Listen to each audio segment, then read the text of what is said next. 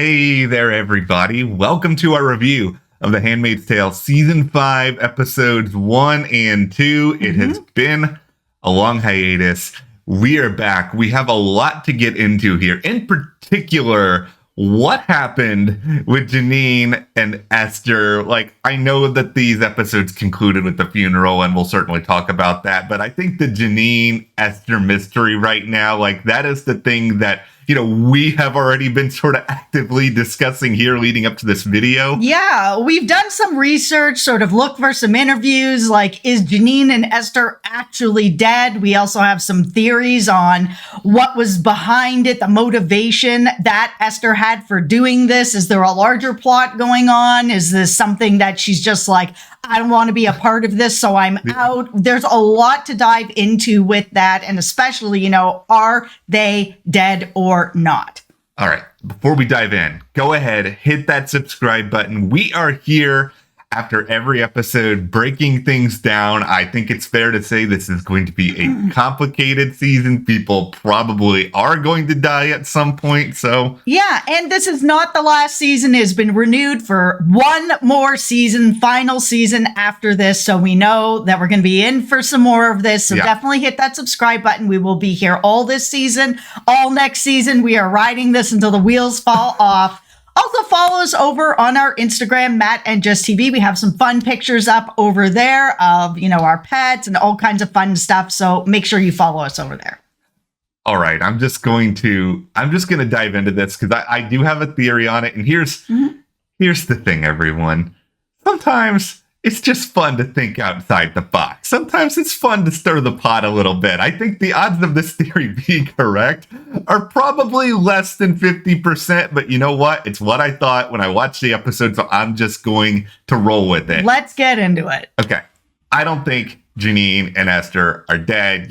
Jess mentioned there's been some interviews and stuff out there, and in no interviews that I've seen so far for the premiere has anyone said that they are 100% dead. So I think that somehow, some way, they're going to survive this poisoning. But this may be a consequence of me having watched too many prison movies or prison shows or anything involving prison. But there's always these situations where, like, somebody gets shanked or somebody gets sick and then they end up like in the hospital and then they end up sort of busting themselves out, finding a way to escape. We know Esther fancies herself a revolutionary. We know that Janine right now, not so willing to do a lot to sort of rattle the boat, but if Esther feels like she can get through to her on some level, if she can find a way to sort of shake this foundation, because she probably can't get out of here and change the course of history alone, maybe this is sort of her taking matters into her own hands and setting the stage for something. Now,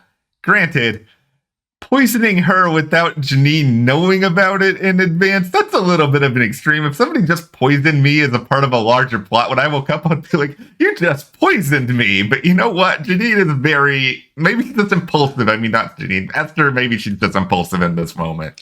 I think it's exactly what we saw. That's my feeling on it, that when Esther first met Janine, there was some weird tension there with that. She really does look at herself as another June, someone who is a revolutionary, who wants to change things, who is absolutely not going to be part of this life by any means possible. And I think at this point, just her hatred towards Janine was real, that she's feeling like, if Janine had not put in the work to try to force her into this lifestyle, to be like, it'll be okay, just do what you're told, get yourself pregnant, that's the only way to survive. Once you're pregnant, everything will be fine, just go with the flow sort of thing. We've seen Janine is someone who is a survivor, and one of the ways that she is able to be a survivor is that she plays by the rules a lot, where she will get in line and do what has to be done so that then the people who are in control, like an Aunt Lydia, might favor her in a way that makes her life a little more tolerable than, it could be if she was fighting back, because she's seen what has happened to other handmaids or what's happened to June when you fight back, and herself when you fight back, what happens. So for her, she's decided that she's going to step in line. She's going to help other people survive. And that's her thinking of it, where Esther's looking at it being like, you're one of the people that's leading me down this path that I'm going to have to eat chocolates from Mr. Putnam my whole life and have this horrible stuff happen to me. No, I'm not going to do that. Instead, I'm going to choose this other path, which is just taking herself out and taking Janine at the same time so that Janine can't do this to other people because she blames her. The thing that I'm having the most problems with this particular storyline is just the holes in it. We have Esther, who's been able to steal the chocolates from the house, been able to get some sort of poison and be able to poison them, to be alone with another handmaid, to be able to poison another handmaid. Handmaids are valuable commodities in this world. I have a very hard time believing that they're not being watched at all times, especially after everything that just happened to Fred, everything that's happened with some of the handmaids, with the, escaping and rebelling. I just don't believe that Esther and Janine were not being watched. It's a hard thing to sort of wrap your head around. There's like these things in my head where I'm trying to be like, okay, well, maybe they were being watched and we just didn't see. But it's like, if that's the case, why didn't we just see it? Like, there's no reason for them to hide that from us. No, if they were being watched, the minute she pulled out those chocolates, which is like a no, somebody would have come in and been like, no. But I don't even think at this point with the rebellion that's been going on, that there wouldn't be somebody stationed in the room. I think that's very much the case, and it is a weird situation that they decided to have this scene, which doesn't really tie into what we know about Gilead. I'm sort of wondering right now if what we end up seeing from this, storyline realistically is, very much what you have said, very much what, some of the writers have said already in interviews about this, that it seems as though in reality, this is probably not an elaborate prison break scheme, and that this is something where Esther just did not want to be a part of this world anymore. But what if this is a situation where, the two of them wake up in a hospital somewhere and ultimately, they've survived this. Esther wasn't planning to survive this, but maybe at that point she actually does get another plan that she tries to spring into action. Maybe Janine doesn't help her. It wouldn't be that much of a surprise if she doesn't help her after what just happened, but there are still a lot of possibilities out there.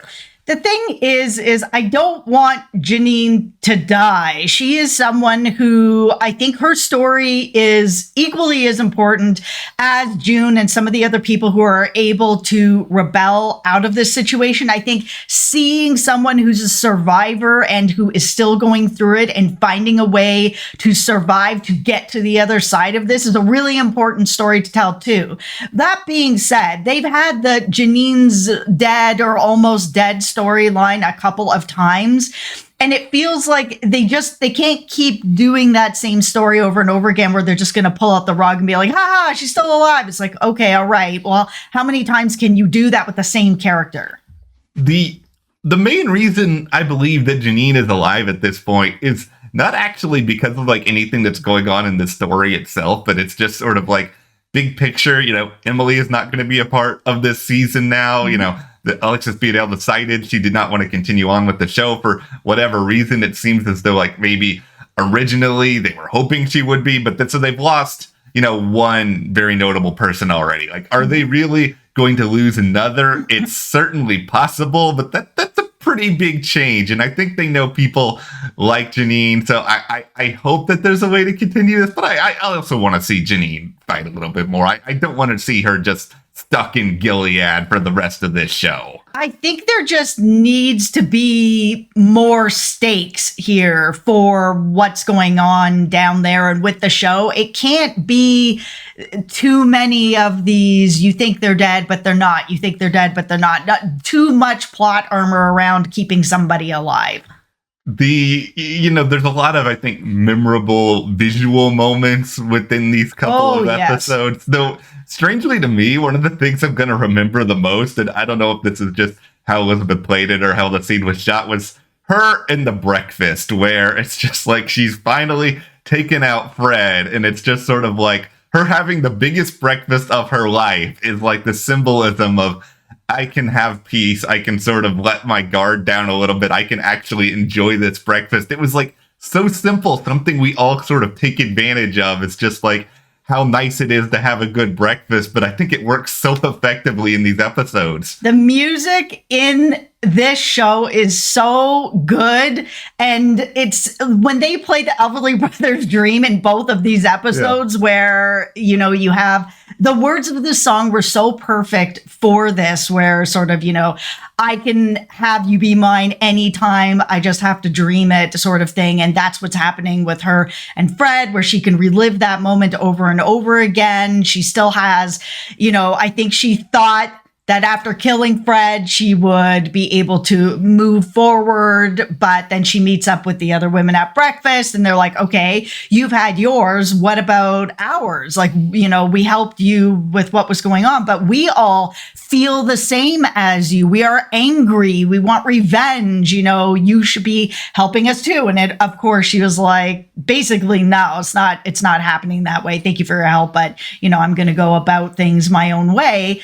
But later we see that she is still looking for other people to feel the same as her, where she's pushing the buttons of other people, kind of being like, remember when, you know, Serena slapped you? Remember when this happened? You know, you should be feeling what I'm feeling. And it's good that they are showing that people are dealing with this differently, that if you're a survivor of these types of things, everyone's going to deal with it differently. And then on the other side, being someone who's dealing with it and not having another person that understands it the way that you do is also a difficulty.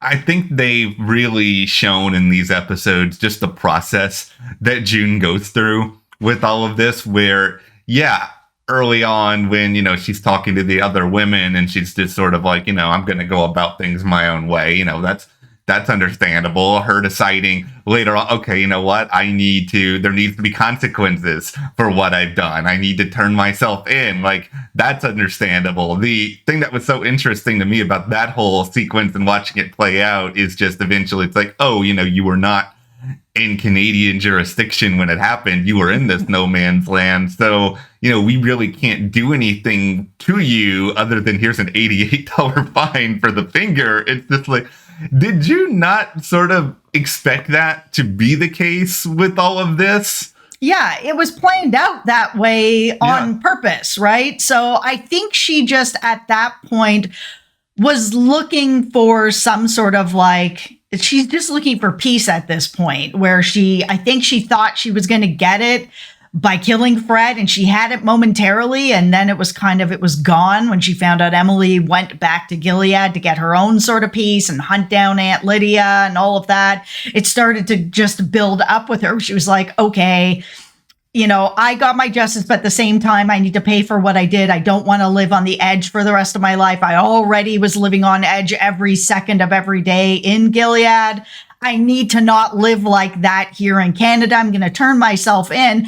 And I think she just had expected and resolved herself to be like, I'm going to go to prison. I'm going to pay for what I did. And when I get on the other side of it, finally, I'm going to be able to just rest my mind. But when they were like, sorry, no prison for you, it's kind of like, she's just like, okay, well, now I just don't know what to do with myself again. Yeah, she's just like totally sort of scrambling. And I think she eventually just sort of convinces herself in her head, it's like, okay, I'm going to just sort of let my mind be at ease for maybe just a little period of time. I'm going to go to the ballet. We're going to have a nice time at the ballet. You know, I'll start to feel a little bit like a normal person. You know, there's like these couple of little moments in here that actually, you know, you feel like there's a tiny bit of a playfulness here. There's like a little bit of romance here. And then, of course, in true Handmaid's Tale fashion, you guys just cannot let us have anything nice or happy, which just makes sense because it's a horrible world with horrible people. Yeah, I mean, once Serena found out what happened, you know, June decided to poke her at this because she feels that Serena is just as responsible, if not more responsible, for what happened to her. After killing Fred, she sends her his finger, his wedding ring, to kind of be like, hey, I did this. So, I mean, Serena really thinks through this plan of like, how am I going to be able to get some sort of power back in my own life, still get one over on June. I know I'm going to have this huge funeral for Fred. We're going to make it international. She's going to be able to see me. She's going to be able to see me with her daughter. Like, this is all going to be sort of my way to get back at her. And some of this, I was like, okay, I get that Gilead's very private with some of what they're doing. But that being said, American news and politics is always very worldwide, but more so, it's very Canadian wide. I'm Canadian, from Canada, lived there my whole life. American news and politics plays there all the time. So the idea that nothing from Gilead is ever showing up in Canada on the news, I don't believe that for like even a second. Not a second. They may be wanting to keep it as private as they can, but stuff would have gotten out. It does. So I was kind of like, this is the first we've ever seen into Gilead and some of their traditions. It's like, I don't think so.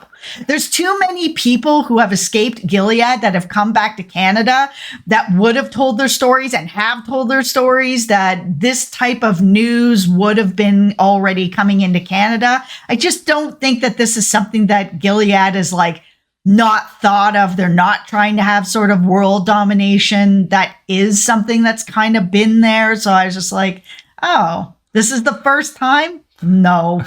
Yeah, I mean, I don't want to take away from like the visual impact of the scene, but it does feel like that part of it's a little bit strange. It really felt like they sort of took down the believability of other premises related to Gilead so that they could build up Serena more as the sort of ultimate big bad, where like she's the only person who's sort of figuring a lot of this out. And, you know, we know, of course, Serena is incredibly manipulative and calculating, and she is somebody who thinks a lot of stuff through. But like the other people in Gilead have to be aware of some of this. Like my biggest beef here is, with all these broadcasters in Canada, what are you guys doing allowing this to be over on your airwaves? Because this is obviously some big spectacle where Serena's trying to make a martyr out of this guy. And, you know, whether you think it's going to influence people or not, like there are people out there who are very susceptible. We even saw some of that with Serena earlier on in this episode. They don't care. They're here to make money. That's their job, is to report the news no matter what it is. So, you know, it is what it is. We're TV journalists. We know how it kind of rolls. You got to report the good with the bad, with the really, really bad. So that's kind of the way that it is. What I found kind of interesting was the talk with Serena and Lawrence and Nick, and sort of going through I know that you helped June do this. And there's no real proof of this. So I was kind of like a bit surprised that they actually helped Serena get this worldwide, because Lawrence and Nick, they're not really wanting that themselves. And even as he said later, where she was like, how did you get that to happen? He's just like, I'm a man, so they're going to listen to me. Okay, well, if that's the case, and you really, you know, even if Serena came forward and was like, they're involved, they did this, it's the same thing. Well, I'm a man. They're not going to listen to you over me. So I'm just going to say that never happened, and you don't have any proof that it did. So sorry for your luck. It feels to me that this is the season that Nick and Commander Lawrence and some of these characters, they really have to like pick a more firm side. Like, they can't continue to sort of be teetering on this line where they're a part of Gilead, but they show here and there a couple of glimpses that, okay, we're not like everybody else in Gilead, and yet you're still doing this for Serena, and yet you're going, it's like there needs to be, I think, a little bit of a stronger characterization at this point. Yeah, I think that this could have worked a little bit better if we had Mr. Putnam actually be the person to be like, you know what? Yes, worldwide domination. That's exactly what we want. Where then, Lawrence just may not have spoken up, or Nick just may not have spoken up and just been like, okay, well, now we got to deal with this. I think the obvious big takeaway here is that after seeing everything that she saw on TV with the funeral, with the people that were June is going to be completely on a warpath now. Like, there's no escaping it. No, and I mean, she really did try. I mean, she had that really important talk with Luke where he was just like, listen, like, you got to let that one go. Like, screw her. We've got us. We've got our family. We have Nicole. We've got, our friends, our family. Like, it's time for you. Like, you need to be able to heal and move forward, and she can't hurt you anymore. Like, you got the last laugh. Let's move on, kind of thing, until that moment that Serena is standing there with their daughter being like, who has the last laugh? It's me. And I'm just like, oh man, that's just it right there. Serena just sucks, man. She's just so... This will be another recurring theme, just talking about how awful an individual Serena really is. Yeah, she is. She's really complicated. Yeah, these episodes, like, there were some problems that we've talked a little bit through here, but I think when it comes to setting the table for what's going to be coming up next, it's a really compelling end. It's a really strong end. I'm very curious to see how they sort of build all of this up over time, and even just how June's going to figure something out here, because she is still just one person, and I know she has friends, and I know she has other people who want to take Gilead down, but this is still very much sort of a David versus Goliath story. Yeah, they've set the table really well this season for the June versus Serena takedown of who's going to end up on top with this, because if Serena decides to stay in Gilead and June is in Canada, I mean, how really can they continue this on? There's people that are going back to Gilead to be able to get revenge on things and feel like Emily's back there, that she may actually be able to do something back there. And we saw some of the other women with June at that breakfast scene being like, there's no way to do anything up here. We're going to have to go back as well. Is June going to end up back there again? And I feel like the answer is yes. She's going to end up having to go back down there. What do you guys think?